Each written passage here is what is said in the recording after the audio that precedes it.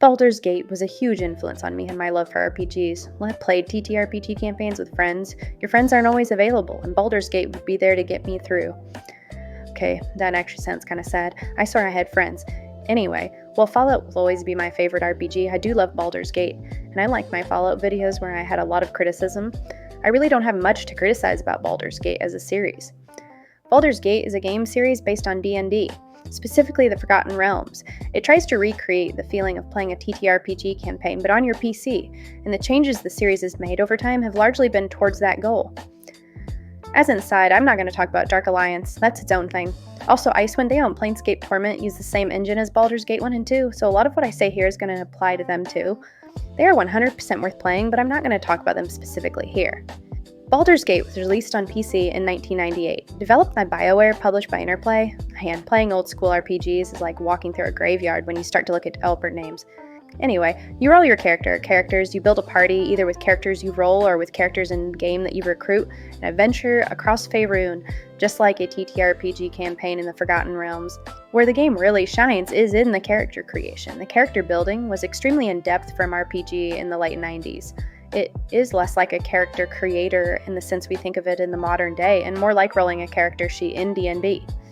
The idea of computed D&D is one that naturally is super appealing to nerds.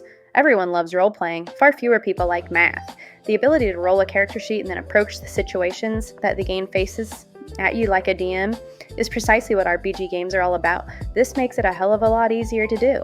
Yeah, we all made a party of our friends and went out adventuring with them. Like any good RPG, trying out different characters and party builds was a huge part of the fun.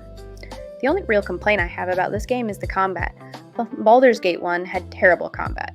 The real-time combat's more frustrating than fun. It's frantic and tense, but not in a good way. It kind of seems like they wanted to make it more dynamic than a turn-based RPG, and I can understand that. But the constant clicking, trying to figure out what to click on mid-combat, it's just not engaging. You feel like you're fighting the UI more than fighting the enemies. There is a turn-based mode, but it's clunky, and it isn't really even turn-based. It's more like pausing the real-time mode to figure out what the hell you're trying to click on. It gives the game a learning curve that has nothing to do with the RPG mechanics, everything to do with the interface. That really is the game's biggest weakness, but overall, Baldur's Gate is a great RPG, great enough that they made a sequel. A lot of what I just said about Baldur's Gate 1 can also be said about Baldur's Gate 2. The game used the same engine as Baldur's Gate 1, but fixed some of the bugs, made some quality of life improvements. There was a real emphasis in this game's design to listen to player feedback. They went to fan forums, asked players what they wanted to see in a sequel, and tried to make a game world that players would find engaging. By gamers for gamers indeed. What a lost start that has become, am I right?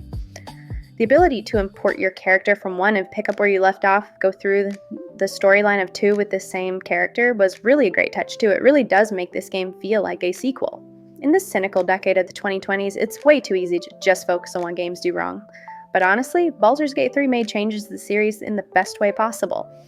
Often when a new set of developers pick up a series and make changes to the fundamental way that game's played, the result is less than stellar. But I think Baldur's Gate is the exception to that. The changes that Larian made to the series actually work. Baldur's Gate 3 preserves the focus on character building that 1 and 2 had. You still roll a character, and that character's skills, stats, backgrounds, even class and race affect how you approach the game's challenges. The gameplay is turn-based now, and that's exactly how it always should have been.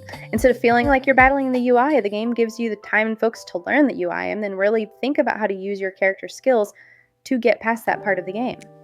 Baldur's Gate 3 leans into what Baldur's Gate did best while changing what it did poorly.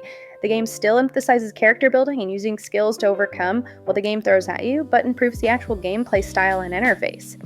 The game also reflects changes to D&D since 1998. The rules are 5th edition, and yeah, everyone complains about 5th edition. Everyone complains about every D&D latest version. When 6th edition comes out, it'll be the same.